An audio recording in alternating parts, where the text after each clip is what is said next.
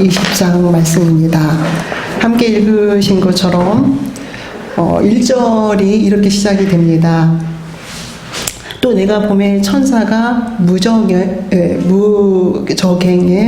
발음도 잘 안 되는데 무저갱의 열쇠와 큰 쇠사슬을 그의 손에 가지고 하늘로부터 내려와서 용을 잡으니 곧 에페미요 마귀요 사탄이라. 이렇게 1절이 시작됩니다. 제가 발음하기도 어려웠던 무저갱, 그쵸? 한글이지만 문장 하나를 읽는 동안 이해가 잘 안 되는 좀 어려운 단어들과 또 어려운 문장으로 그래서 너무나 이해하기 낯선 그런 문장입니다.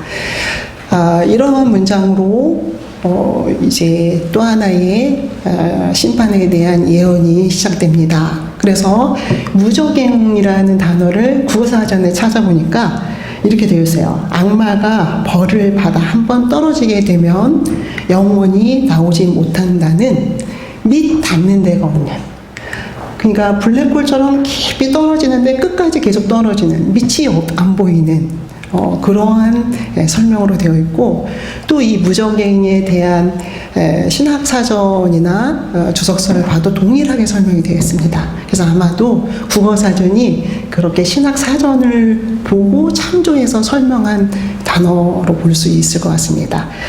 그렇게 그런 곳에 대한 이야기가 시작이 됩니다. 그렇게 시작돼서 보면은 이제 4절, 5절의 내용을 보면은 4절 후반부에 보니까 이렇게 되어 있습니다.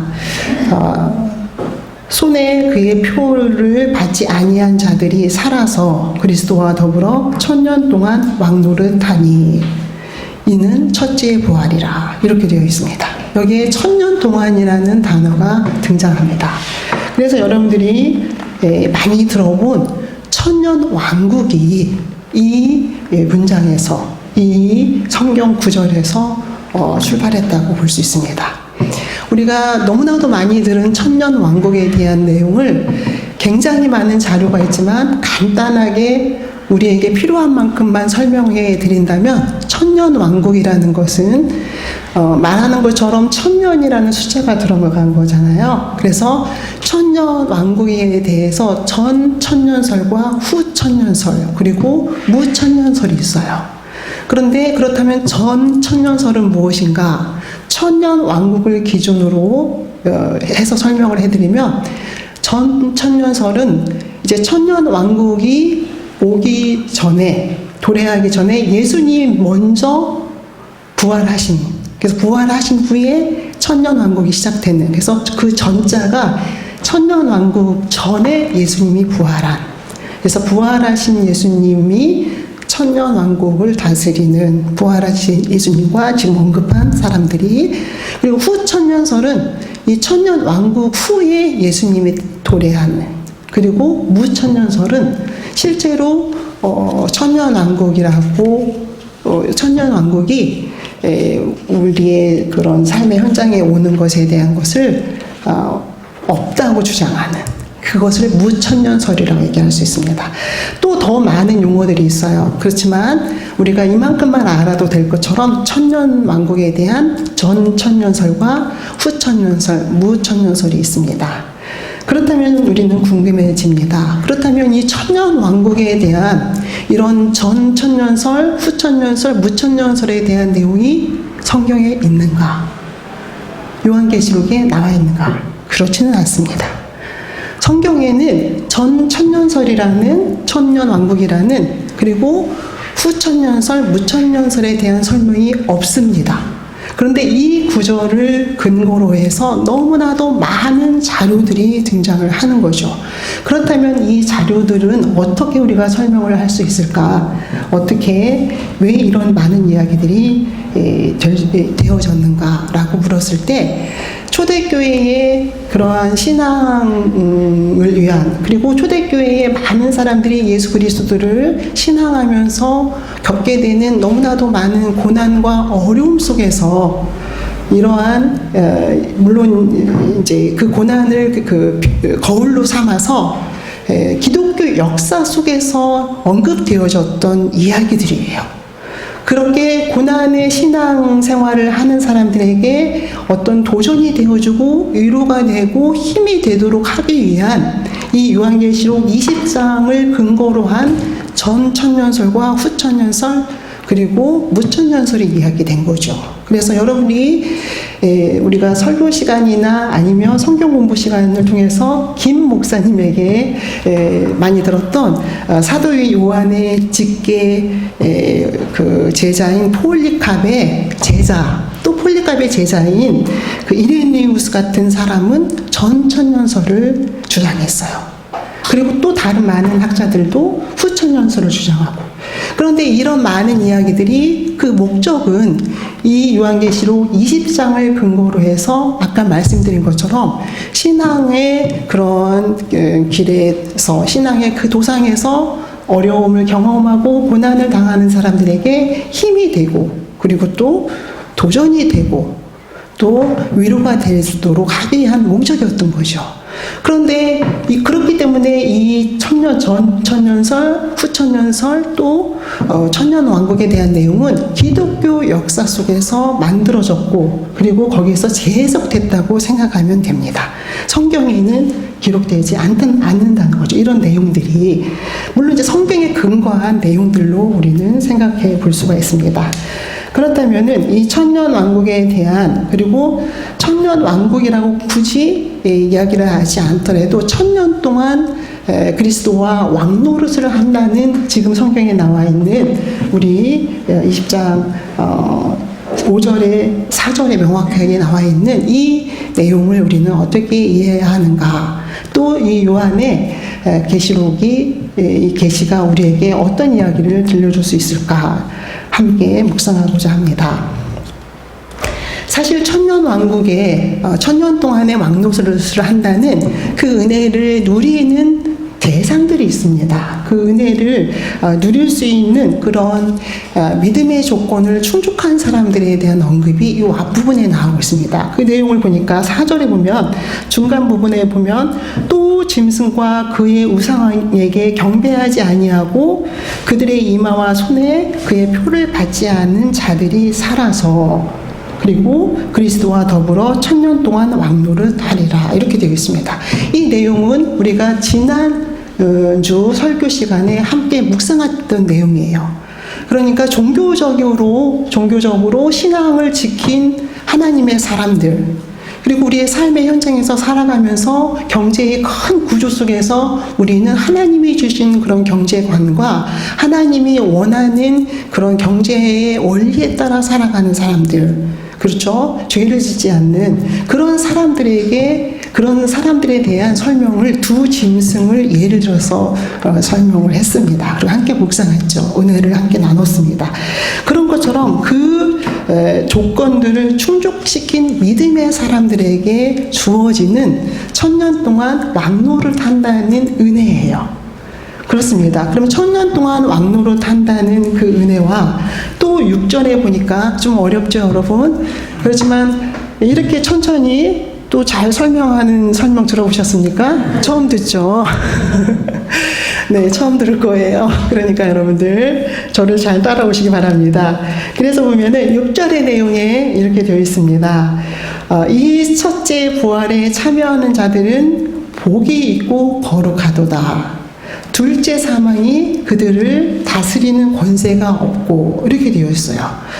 천년 동안 그리스도와 함께 왕노릇하는 그 은혜와 두 번째의 은혜는 뭐냐면 둘째 사망이 없다는 거예요. 둘째 사망이라는 것은 어떤 이야기냐면, 자, 우리는 한 번 태어나면 한 번 죽는 것은 누구나 다 알고 있습니다. 그렇죠? 이것을 이렇게 한번 얘기해 봅시다.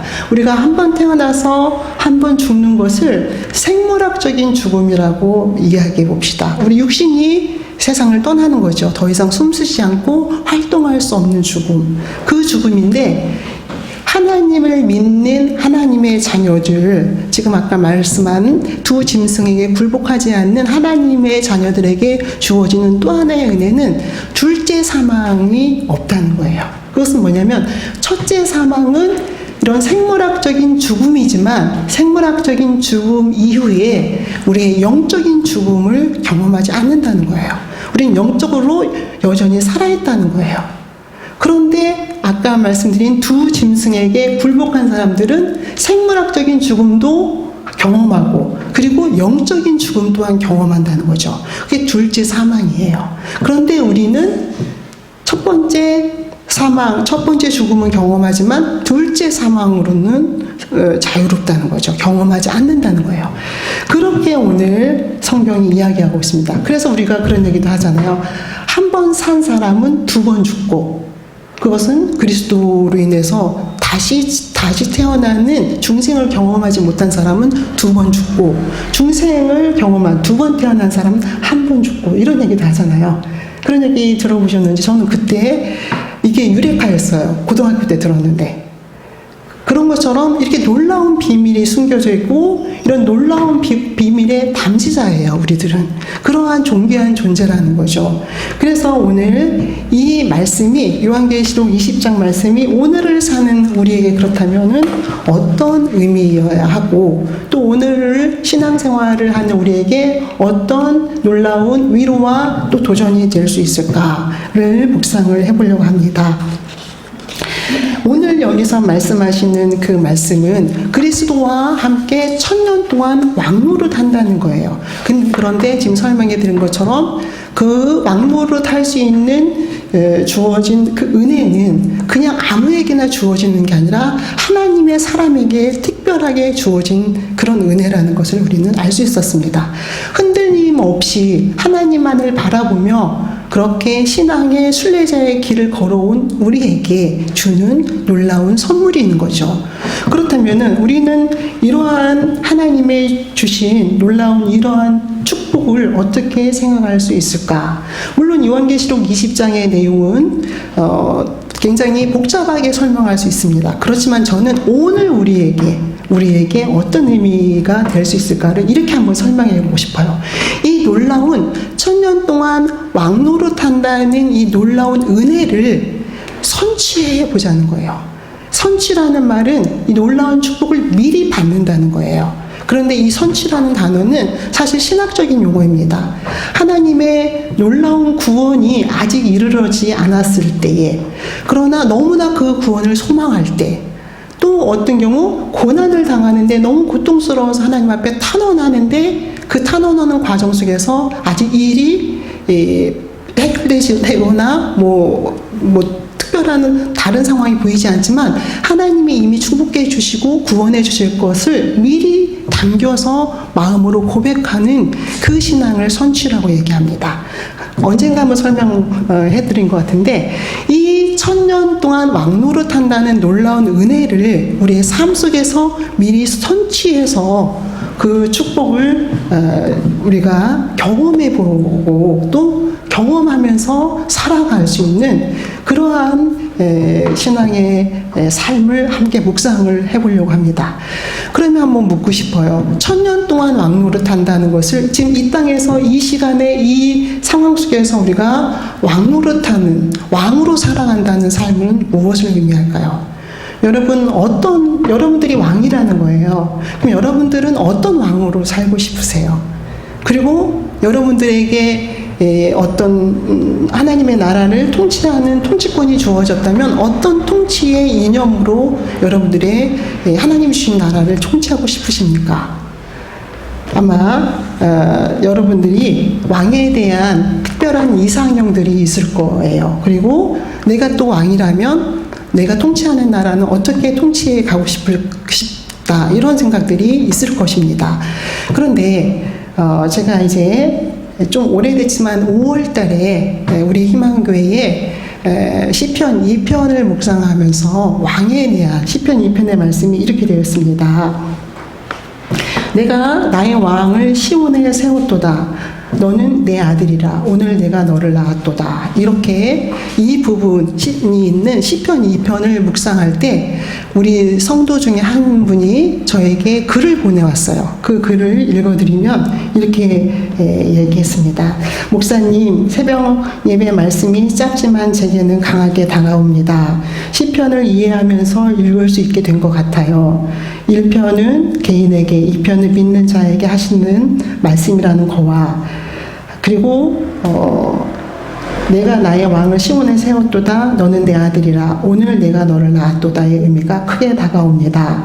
세상에서 하나님이 세우신 왕으로서 담대하게 당당하게 인자한 군주로 살라는 말씀으로 들립니다. 주눅들지 말고. 이 말씀을 보내왔어요. 그러면 이분이 생각하는 왕에 대한 것은 하나님이 나를 왕으로 세상에 세우셨다는 거예요. 그것은 어떤 거냐면 하나님이 세상에 나를 왕으로 세웠다는 자기 인식이 분명한 거예요. 아, 내가 하나님이 세우신 왕이구나. 자기 인식이 분명한 거죠. 그렇다면 그 인식 속에서 나는 어떤 통치자가 될까라는 또 통치 이념으로 나갔다는 그런 믿음의 모습 또 보이게 됩니다. 근데 그 모습이 뭐냐면 세상을 향해 하나님이 세우셨으니까 무엇보다도 이분이 생각하는 것은 아주 당당하고 담대하게 그리고 인자한 군주로서 살라는 그리고 뒤에 추신 주눅들지 말고 이렇게 되어 있습니다. 이렇게 이 시편 2편을 통해서 이렇게 신앙의 고백을 하는 고백을 듣게 됩니다. 자, 이렇게 우리는 왕에 대한 생각을 많이 할 수 있을 거예요. 같아요. 그리고 특별히 우리가 어느 순간에 만나는 성서를 통해서 이렇게 왕에 대한 생각을 또 자기가 하나님이 세우신 왕이라는 자기 인식과 또 거기에서 비롯된 신앙의 모습을 고백할 수 있을 것 같습니다. 그 신앙의 고백으로 삶을 살아가는 거죠. 그렇다면 저는 이렇게 묻고 싶어요. 그렇다면 예수님과 함께 1000년 동안 왕노릇한다는 이 신앙 고백이 그렇다면 예수님은 우리에게 어떤 왕의 모습을 보여줬는가? 우리는 그분의 모습 속에서 무엇을 들을 수 있어야 하는가라는 질문을 하고 싶어요. 그래서 두 가지를 여러분들과 함께 나누고 싶습니다. 첫 번째는 섬김의 리더십으로서 섬김의 리더십을 가진 자의 왕으로서의 모습 이렇게 말씀을 드리고 싶어요. 그 말씀은 마가복음 10장 45절까지의 내용에 예수님이 이렇게 이야기합니다. 너희 중에 누구든지 으뜸이 되고자 하는 사람은 모든 사람의 종이 되어야 한다. 이렇게 얘기하고 있습니다. 그리고 예수님은 실제로 섬김을 받으러 온 것이 아니라 섬기러 왔다는 고백을 하게 됩니다. 그렇게 예수님의 모습 속에서 우리가 세상에 세우신 왕으로 하나님의 왕으로 살아갈 때 예수님처럼 그렇게 섬김의 리더십으로 살아가야 된다는 것을 여러분들에게 말씀을 드리고 싶습니다. 사실 여러분들 섬김의 리더십에 대해서 서번트 리더십 많이 들어보셨을 것입니다. 그런데 이 서번트 리더십은 사실은 헤르만 헤세가 쓴 동방 순례라는 책에 나오는 레오라는 인물의 삶을 그린 거예요. 이게 그러니까 동양에 대한 동양의 현자의 길을 그리는 내용으로 되어 있습니다. 이 동방순례가. 그런데 여기서 보면 많은 사람들이 동양의 현자들은 어떻게 살아가는가 순례하는 길에서 각각의 그룹을 이루어서 그 순례하는 길을 걷게 되는데 거기에서 각각의 맡은 임무들이 있습니다. 그런데 이 레오라는 인물은 순례자들을 위해서 허드렛 일이나 또 식사나 이런 것들을 돕고 또 지친 그 다른 순례자를 위해서 저녁에는 악기 연주도 하는 그런 역할을 하는 인물이었어요. 그런데 어느 날 저녁에 이 사람이 보이지 않는 거예요. 그러면 함께 순례의 길을 떠났던 사람들에게 무슨 일이 일어났을까요? 굉장히 어수선하고 서로 다투고 불편하게 그런 시간을 그래서 휴식을 제대로 취하지 못하는 휴식을 제대로 취해야만이 내일 다시 출발할 수 있는데 그게 안 되는 그런 일들이 벌어지는 그러한 상황을 그리고 있습니다. 거기에서 아이디어를 가져와서 그린리프가 섬김의 리더십, 서번트 리더십을 이야기합니다. 그런 것처럼 또 이것을 우리 예수님이 섬기러 오셨다는 그 말씀과 연결해 본다면 우리가 우리의 삶의 현장에서 왕으로 세운 그런 놀라운 존귀한 존재이지만 우리에게 예수님께서 말하시는 것은 우리가 왕으로 1000년 동안 우리 인생을 살아가는 동안에 그렇게 섬김의 리더십으로서 삶을 살아가야 된다는 것을 우리에게 보여주고 있다는 것을 보게 됩니다. 늘 섬기고 또 우리가 속한 그 공동체가 잘 숨쉬고 진행되고 그리고 발전해 나가고 그곳에서 아름다운 일들이 일어날 수 있도록 우리가 왕 같은 존재이지만 섬기는 자세로 살아가야 된다는 것을 오늘 성서를 통해서 우리는 이야기를 들으며 도전을 받게 됩니다. 그런데 저는 또 한 가지 여러분들에게 말씀을 드리고 싶은 것은 섬김의 리더십은 예수님께서 성서에서 나는 섬기러 온 것이라고 말씀을 하셨고, 그리고 또 아까 헤르만헤세의 그 책에 나오는 레오라는 인물을 통해서 섬김의 리더십을 얘기할 수 있는 것을 볼 때에 이 섬김의 리더십은 실제로는 우리 하나님의 사람들의 공동체에서도 아름다울 뿐만 아니라 하나님의 공동체가 아닌 하나님을 모르는 사람의 공동체에서도 가능하다는 얘기를 하고 있습니다. 그렇죠. 제가 섬김의 리더십을 찾아보니까 인터넷을 찾아보니까 서울대 병원의 어떤 의사들의 모임에서도 이걸 강조하는 그런 내용들이 나와 있었어요. 그런 것처럼 섬김의 리더십은 신앙의 영역을 벗어나서 많은 사람들이 추종하는 하나의 리더십으로 볼 수 있다는 거죠. 그래서 저는 여러분들에게 얘기하고 싶습니다. 그렇다면 우리가 추구하고 배우고 닮아야 하는 이 리더십, 이 섬김의 리더십, 왕으로서 가져야 되는 이 리더십이 섬김의 리더십의 목적이 뭐냐는 거죠. 그리고 그 섬김의 리더십을 발휘해야 하는 이유가 뭐냐는 거예요. 그것은 다른 것이 아니라 바로 정말 왕 같은 존재라면 가져야 할 그런 진리를 추구하는 리더십이어야 된다는 거죠. 진리를 이해한 거라는 거죠. 예수님은 우리에게 그렇게 말씀하셨어요. 예수님이 길이고 진리고 생명이고, 그리고 예수님이 진리이고 진리가 우리를 자유케 한다는 얘기를 한다는 거죠. 섬김의 리더십이 아무리 사람을 편안하고 또 풍요롭게 한다 할지라도 그곳에 진리이신 예수님이 없다면, 그곳에 예수님의 놀라운 그러한 진리 생명의 길을 보여주시는 예수님의 놀라운 사랑이 없다면 그 리더십은 글쎄요 얼마만큼 깊고 또 오래 갈 수 있으며 또 좋은 일들을 연속해서 만들어낼 수 있을까에 대한 것은 물음표라는 거죠.